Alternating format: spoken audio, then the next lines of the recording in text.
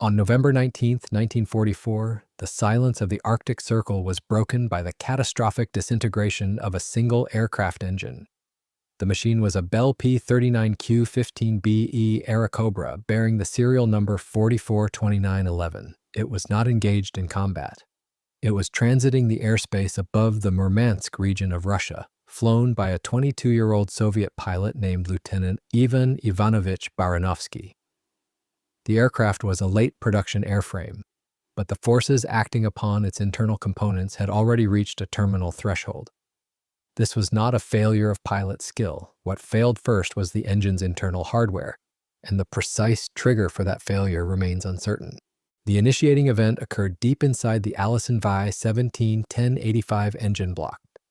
This power plant is a 12-cylinder liquid-cooled engine designed to deliver over 1,000 horsepower, but it requires precise lubrication and structural integrity to manage the immense reciprocating mass of its pistons.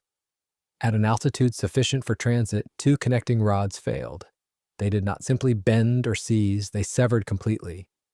Fatigue failure in high-performance aviation engines is rarely instantaneous in origin. It is the result of cumulative stress cycles. Microscopic cracks form on the surface of the steel connecting rods, often at stress risers or machining imperfections. Over hours of operation, these cracks propagate inward, reducing the effective cross-sectional area of the metal until it can no longer support the tensile load of the piston's movement. When the remaining metal snaps, the result is kinetic chaos. In the case of Airacobra 442911, the liberated rods became high-velocity projectiles inside the crankcase. They punched through the cylinder block walls, evacuating the oil and destroying the engine's ability to generate power. The loss of the engine created an immediate operational crisis for Lieutenant Baranovsky. The P-39 is a unique airframe design with the engine mounted behind the pilot to accommodate a heavy nose cannon. This configuration shifts the center of gravity and alters the handling characteristics when power is lost. The pilot was left with a heavy, unpowered glider over hostile terrain. The landscape below was a mixture of rock, forest, and frozen water. He identified the surface of Lake Mart-Yavr as his only viable landing zone. This mission was part of the Lend Lease logistics chain. This concept defined the industrial relationship between the United States and the Soviet Union during the war. It was not merely a financial aid program, but a massive physical transfer of industrial hardware. Aircraft were manufactured in cities like Buffalo, New York, flown across the immense ferry routes of Alaska and Siberia, and handed over to the Soviet Air Force for frontline service. This specific Airacobra was a product of that pipeline. On that day, it was being ferried toward a forward unit, extra stores packed wherever there was space. Logistics, not combat. Then the Allison quit, and the transit became a crisis. With the engine seized and the cockpit cooling rapidly, Baranovsky lined up for a forced landing on the ice. He executed the procedure for a wheels-up ditching. Extending the landing gear on a soft or uncertain surface like ice covered with snow creates a pivot point that can flip the aircraft. By keeping the gear retracted, he aimed to slide the belly of the fuselage across the ice to dissipate the kinetic energy. The aircraft struck the ice surface of Lake Mart-Yavr. The impact geometry was controlled, but the deceleration forces were severe. The P-39 structure is rigid, but the sudden arrest of forward momentum transmits shock directly to the pilot. Evidence suggests the aircraft slid to a halt intact. The canopy doors, which on a P-39 open automotive style, remained closed and locked. That detail suggests the pilot did not jettison them before touchdown, and it raised an immediate question about whether he was able to open them afterward. The investigation of the wreckage suggests that the impact forces rendered Lieutenant Baranovsky incapacitated. He had successfully navigated the failure of the Allison engine and placed the aircraft on a stable surface, but the physics of the sudden stop ended his ability to evacuate. The aircraft sat on the frozen surface of the lake, a pristine metal shape against the white ice. The engine was destroyed, the pilot was silent, and the airframe was motionless. The recovery clock did not start immediately. Instead, the seasons began to turn. The ice held the weight of the aircraft for a time, but the thermodynamics of the lake were about to change the state of the evidence entirely. The destruction of the Airacobra was not finished when the propeller stopped turning. The structural loss of the engine was merely the mechanical preamble to a much longer, slower process of chemical erasure. For the aircraft sitting on the ice of Lake Mart-Yavr, the environment was about to become the primary antagonist. The transition from the frozen surface to the lake bed was governed by the season, not a single dramatic moment. As temperatures rose and the ice weakened, the lake eventually could no longer support the airframe. The aircraft did not crash into the depths, it settled. At some point, it slipped below the surface and descended 16 feet to the bottom. This shallow depth is deceptive. While 16 feet allows for sunlight penetration, the composition of the lake floor in this region consists of deep, soft silt. The P-39 settled onto its belly, and the heavy silt rose up to meet the wings, initiating a 60-year period of stasis. Inside the cockpit, the pilot remained. The reason Lieutenant Baranovsky did not egress before the sink event is rooted in the physics of impact deceleration. When an aircraft at landing speed strikes a stationary friction surface like crusted ice, the airframe stops, but the occupants continue moving forward until restrained. The harness arrests the torso, yet the head can still snap forward violently, and that kind of impact may be enough to cause immediate unconsciousness. The closed, locked canopy doors suggest he may have been incapacitated at or immediately after touchdown. Whether he died on impact or later, after the aircraft sank, cannot be determined from the evidence. Underwater, the wreck split into two fates. The silt acted as a protective barrier. It created an anaerobic environment, meaning a zone effectively void of free oxygen. Without oxygen, the biological bacteria that consume organic materials cannot thrive. This is why the tire and inner tube could still hold air, and why many paper documents in the cockpit remain surprisingly legible. However, above the silt line, the lake began dismantling specific parts of the machine in a different way. The Bell engineers who designed the P-39 prioritized weight reduction to improve the power-to-weight ratio. To achieve this, they utilized magnesium alloys for non-structural heavy castings, specifically the nosewheel hub and the engine cam covers. Magnesium is lighter than aluminum, but in an aqueous environment, it carries a severe liability. It is highly anodic. Galvanic corrosion is an electrochemical process that occurs when two dissimilar metals are electrically connected and immersed in a conductive electrolyte, such as lake water. The aircraft became a massive battery. The aluminum skin and steel fasteners acted as the cathode, the stable side of the reaction. The magnesium components became the anode, the sacrificial side. Over 6 decades, the current flowed between these metals, stripping ions from the magnesium. The wheel hubs and valve covers did not rust in the traditional sense. They dissolved. They turned into a white paste and drifted away, leaving the steel bolts that once held them suspended in empty space. This chemical trade-off is the defining signature of the wreck. The aluminum skin, protected by its own oxide layer, and the sacrificial death of the magnesium, remained nearly pristine. The paint, protected by the cold, dark water, held its bond. The silt encapsulated the lower fuselage, sealing the pilot and the cockpit artifacts in a time capsule that excluded the outside world. For decades, the wreck sat in suspended animation. It was a paradoxical object. The softest materials, paper and flesh, were protected by the mud. The hardest components, the engine castings and wheel hubs, were eaten by the water. The aircraft was no longer a flying machine. It was a geological feature of the lake bed, waiting for a technology capable of seeing through the dark water. The silence of the lake was absolute until a survey team finally made contact, first to verify, not to recover. Before any equipment could be rigged or any sediment disturbed, the divers had to confirm what exactly lay on the bottom of Lake Mart-Yavr.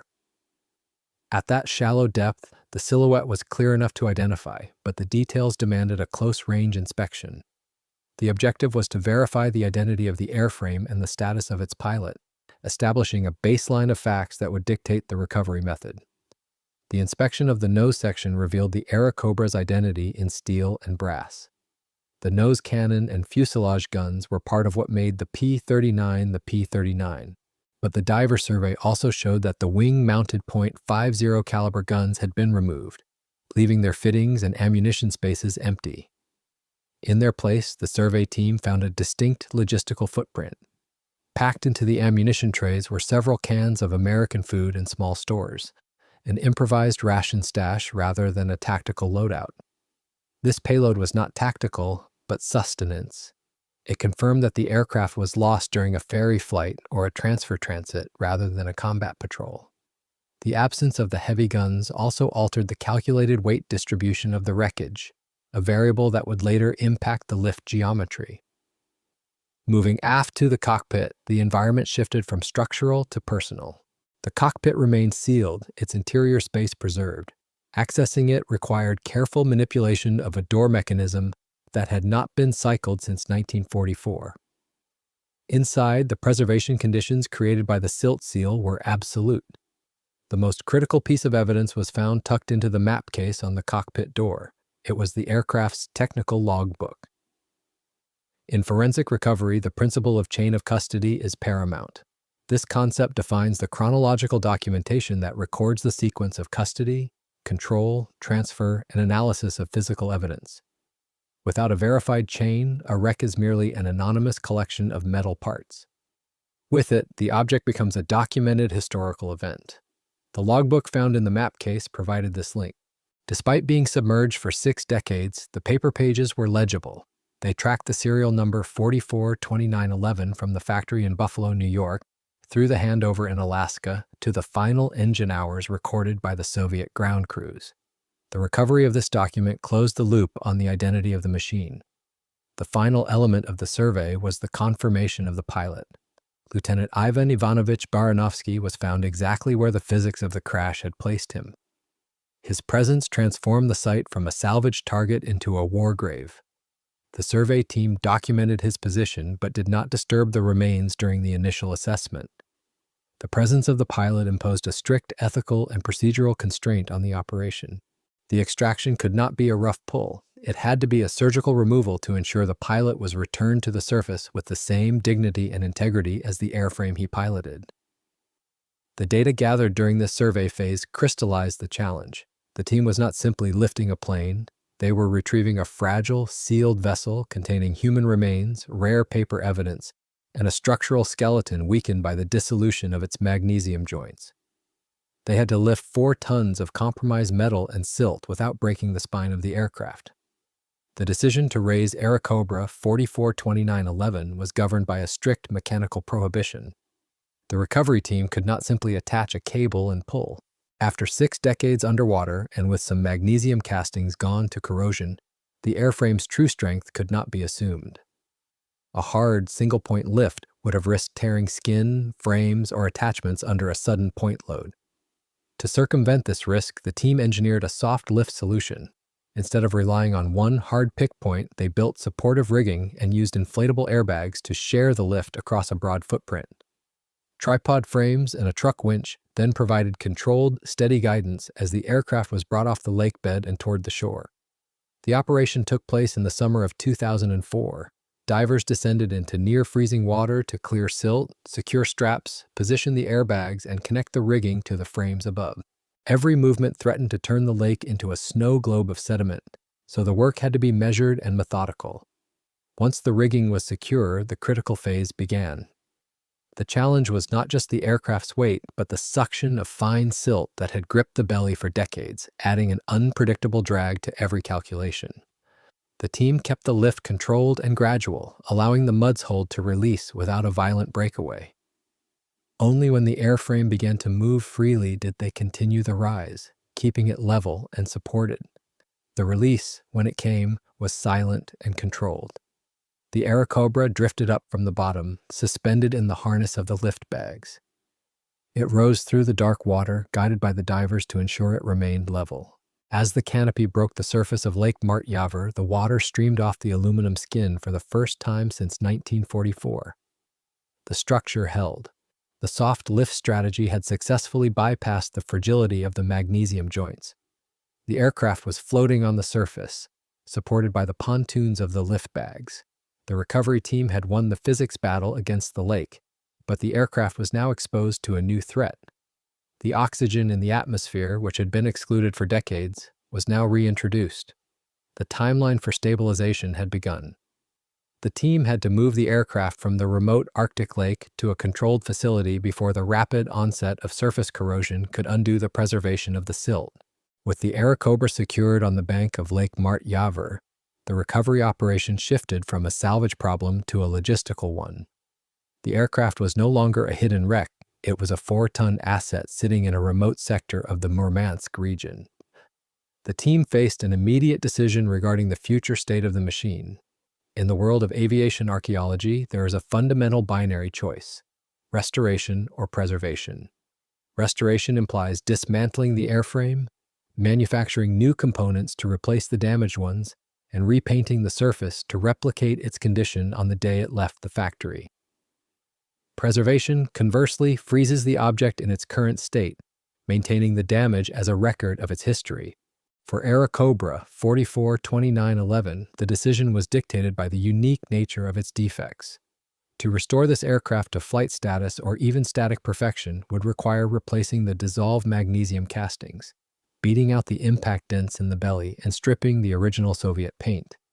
It would effectively erase the forensic evidence of the engine failure and the 60 years it spent underwater. The decision was made to stabilize the airframe but not to repair it. The damage would remain as the primary narrative. Before the aircraft could begin its journey, the human element had to be addressed. The remains of Lieutenant Baranovsky were carefully extracted from the cockpit. This was a procedural separation of the timeline. The pilot remained in Russia, returned to the care of the local authorities and the military command for identification and burial. The machine, however, was cleared for export. This divergence is standard in international recovery operations. The soldier stays, the hardware moves. The logistics of moving a World War II fighter from the Arctic Circle to North America involved a complex chain of transport. The wings were removed from the fuselage to fit within standard shipping dimensions. The airframe was loaded onto a truck and transported south to Moscow, where export clearance could be secured. From there, it was sent to the United Kingdom for conservation and storage. And only years later did it cross the Atlantic to return to New York in 2009, completing a rare return to its point of origin. The destination was the Niagara Aerospace Museum in Niagara Falls, New York. This location was not random. The Bell Aircraft Corporation built this airframe at its Wheatfield plant, and today it rests not a half a mile from that old factory floor. The return of the aircraft was a rare example of a complete industrial cycle. It had left the assembly line in late 1943, traveled halfway around the globe, served, crashed, waited 60 years, and then returned to the place that built it. Upon arrival, the preservation team faced the technical challenge of the transition. With the silt's protection gone, they applied corrosion inhibitors to arrest any new oxidation. They cleaned the airframe sufficiently to remove the biological hazards of the lake bed, but they left the oil stains, the fading paint, and the empty spaces where the magnesium parts used to be. The cockpit was treated with the same restraint. The controls, the seat, and the instrument panel were stabilized but not polished. The objective was to allow a viewer to see exactly what the diver saw at 16 feet. The as-found condition is a rigorous discipline. It requires the conservator to do nothing that cannot be undone, and to add nothing that disguises the truth of the object. The aircraft was mounted for display not as a triumphant warbird, but as a forensic specimen. Leaving the aircraft in its recovered state kept the materials honest. The gap between the aluminum skin and the steel bolts created by galvanic corrosion was left open. It serves as a physical lesson in metallurgy and design trade-offs. The aircraft was safe, dry, and secure. What remained was to formally close the ledger on the man who flew it. The final phase of the recovery operation was procedural. It was the formal conclusion of a service record that had been left open since 1944. While the aluminum airframe was being stabilized in a workshop, the remains of Lieutenant Ivan Ivanovich Baranovsky were undergoing their own process of identification and return. On October 6, 2004, nearly 60 years after his aircraft went missing over the tundra, Lieutenant Baranovsky was interred with full military honors. The ceremony took place at the Glory Valley Memorial in the Murmansk region. This location serves as the final resting place for many of the defenders of the Soviet Arctic. This act resolved the human account of the casualty event.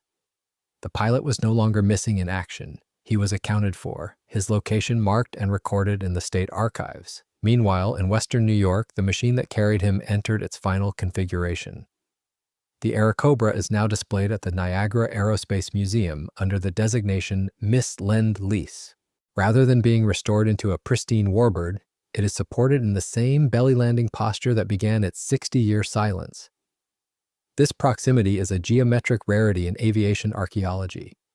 Most recovered aircraft end up thousands of miles from their point of creation, but serial number 442911 effectively traveled around the world to return home. The display philosophy respects the violence of the event. The curators did not replace the missing magnesium components. The wheel hubs and valve covers are still absent, leaving the visual evidence of the galvanic corrosion clearly visible to the public. This absence explains the physics of the loss more effectively than any plaque could. The dents in the belly skin remain as a map of the ice impact. The cockpit is illuminated to show the controls exactly as Baranovsky left them, still set in the configuration of a desperate forced landing. The wreck is also a physical receipt of Lend Lease, proof you can stand beside. The cans of stew stashed in the emptied gun bays and the logbook pulled from the map case turn tonnage and ledgers into a single, traceable journey across the hemispheres. The project is classified as a complete forensic success. The objective was to retrieve the evidence without destroying the narrative, and that balance was achieved. The use of the soft lift technique proved that even a chemically compromised structure can be recovered if the physics of the extraction are respected. The decision to avoid restoration preserved the unique chemical signature of the lake. Today, the Airacobra stands silent in the museum. It is a dual monument. To the engineer, it is a study in material failure and preservation. To the historian, it is a bridge between the factories of New York and the airfields of Russia. The pilot rests in the ground he defended, and the machine rests in the city that built it. The water of Lake Mart-Yavr has been pumped out of the fuselage, but the story it wrote on the metal remains permanent.